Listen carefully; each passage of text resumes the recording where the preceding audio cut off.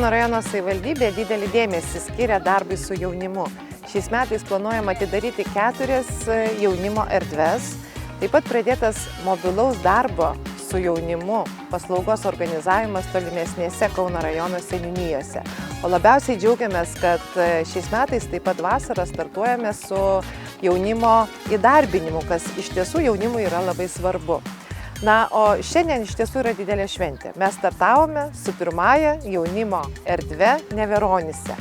Džiaugiamės, kad jaunimas pats įsirengė erdvę, įsikūrė ir prasidės veiklos. Čia jaunimas diskutuos, organizuos renginius, žais stalo žaidimus ir realizuos save. Niekada negalvojau, kad sutiksiu tiek pozityvių ir tokių jaunų ir inspiruojančių žmonių to jaunimo erdvėje. Daug kas šiandien klausia manęs, o kas ten bus. Mano tikslas yra, kad ne aš diktuočiau ten sąlygas.